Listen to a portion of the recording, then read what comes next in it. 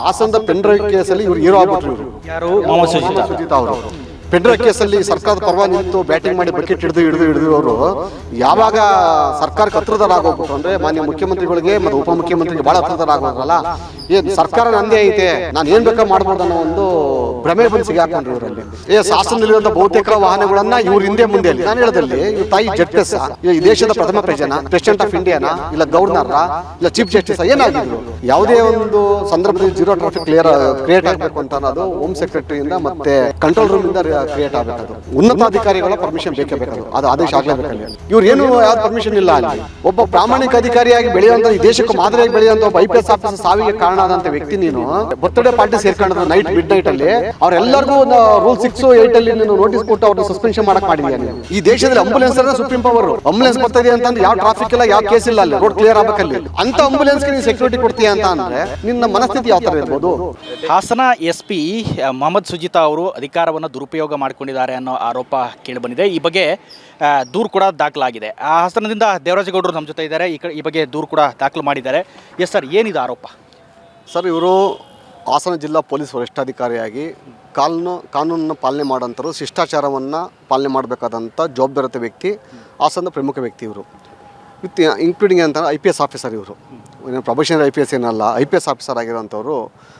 ಅವರು ಹಾಸನಿಂದ ಬೆಂಗಳೂರಿಗೆ ಬರೋದಕ್ಕೆ ಅವರ ತಾಯಿಗೆ ಆರೋಗ್ಯ ಸರಿ ಇಲ್ಲ ಅಂತೇಳಿ ಬೆಂಗಳೂರಿನ ಏನು ಖಾಸಗಿ ಹಾಸ್ಪಿಟ್ಲಿಗೆ ಸೇರಿಸಬೇಕು ಅಂತಂತೇಳಿ ಹಾಸನದಲ್ಲಿದ್ದಂಥ ಇಂಡಿಯಾ ಹಾಸ್ಪಿಟಲಿಂದ ಅವ್ರ ತಾಯಿಯನ್ನು ಒಂದು ಖಾಸಗಿ ಆಂಬುಲೆನ್ಸಲ್ಲಿ ಶಿಫ್ಟ್ ಮಾಡ್ತಾರೆ. ಅಲ್ಲಿ ಆ ಖಾಸಗಿ ಆಂಬುಲೆನ್ಸ್ ಶಿಫ್ಟ್ ಮಾಡೋಂಥ ಸಂದರ್ಭದಲ್ಲಿ ಅವರು ತನ್ನ ಅಧಿಕಾರ ದುರುಪಯೋಗ ಮಾಡ್ಕೊಂಡು ಮತ್ತು ತನ್ನ ಏನು ಇತಿಮಿತಿಯನ್ನು ಮೀರಿ ಕಾನೂನು ಚೌಕಟ್ಟನ್ನು ಕಾನೂನನ್ನು ಉಲ್ಲಂಘನೆ ಮಾಡಿ ಅಲ್ಲಿ ರಾಜ್ಯದಲ್ಲಿ ಜೀರೋ ಟ್ರಾಫಿಕ್ ಅನ್ನೋ ಒಂದು ನಿಯಮವನ್ನು ತೆಗೆದುಹಾಕಿದ್ರು ಕೂಡ, ಸರ್ಕಾರ ಅದನ್ನು ತೆಗೆದುಹಾಕಿದ್ರು ಕೂಡ ಅಲ್ಲಿ ಇವರು ಜೀರೋ ಟ್ರಾಫಿಕ್ನ ಕ್ರಿಯೇಟ್ ಮಾಡ್ತಾರೆ. ಅಲ್ಲಿ ಯಾವುದೇ ಒಂದು ಸಂದರ್ಭದಲ್ಲಿ ಜೀರೋ ಟ್ರಾಫಿಕ್ ಕ್ರಿಯೇಟ್ ಆಗಬೇಕು ಅಂತ ಅನ್ನೋದು ಹೋಮ್ ಸೆಕ್ರೆಟರಿಯಿಂದ ಮತ್ತು ಕಂಟ್ರೋಲ್ ರೂಮಿಂದ ಕ್ರಿಯೇಟ್ ಆಗಬೇಕದು.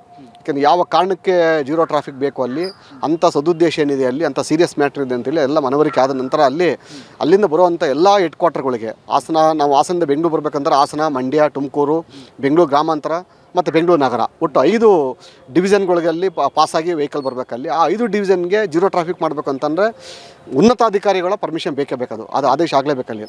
ಇವ್ರು ಏನು ಯಾವ್ದು ಪರ್ಮಿಷನ್ ಇಲ್ಲ ಅಲ್ಲಿ.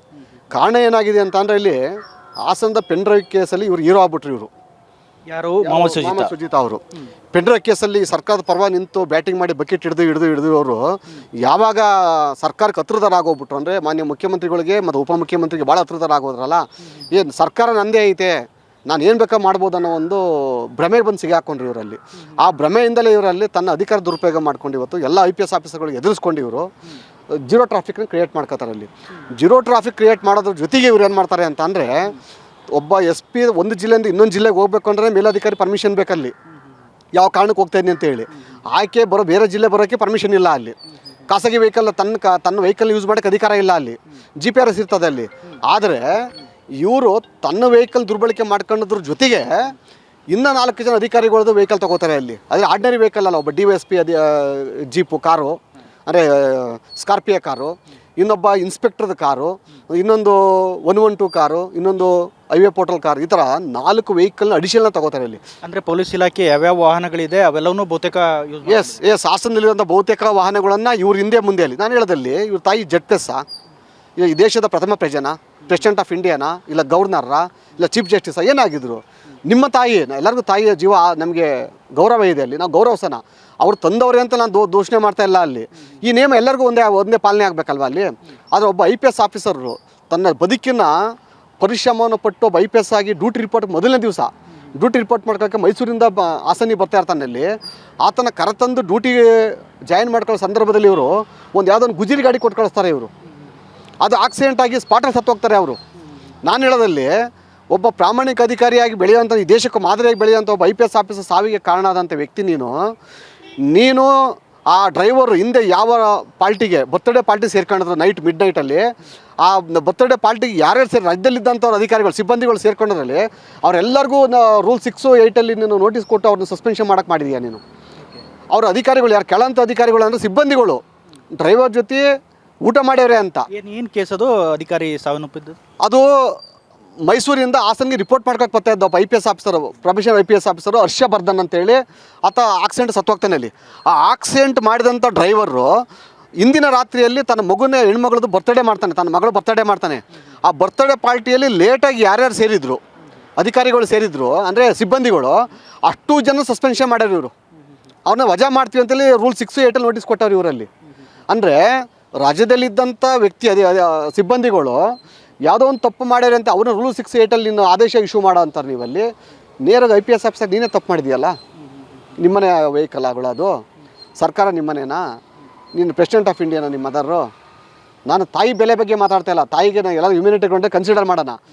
ಅಂಥ ಮಾನವೀಯತೆ ಬಂದಾಗ ನಿನ್ನ ವೆಹಿಕಲ್ ಜೊತೆ ನೀನು ಬರಬೇಕಾಗಿತ್ತು. ನಿನ್ನಲ್ಲಿ ಇಲ್ಲ ಒಂದು ವೆಹಿಕಲ್ ಪ್ರೋಟೋಕಾಲ್, ಒಂದು ಎಸ್ಕಾಟ್ ವೆಹಿಕಲ್ ಯಾವ್ದು ಮುಂದೆ ತಗೊಂಡಲ್ಲಿ ಪೈಲಟ್ ಮಾಡ್ಕೊಂಡಲ್ಲಿ ರೋಡ್ ಕ್ಲಿಯರೆನ್ಸ್ ಮಾಡ್ಕೊಬರಲಿ. ಈ ದೇಶದಲ್ಲಿ ಆಂಬುಲೆನ್ಸರನ್ನ ಸುಪ್ರೀಂ ಪವರು. ಆಂಬುಲೆನ್ಸ್ ಬರ್ತಾಯಿದೆ ಅಂತಂದ್ರೆ ಯಾವ ಟ್ರಾಫಿಕ್ ಇಲ್ಲ, ಯಾವ ಕೇಸ್ ಇಲ್ಲ, ಅಲ್ಲಿ ರೋಡ್ ಕ್ಲಿಯರ್ ಆಗಬೇಕಲ್ಲಿ.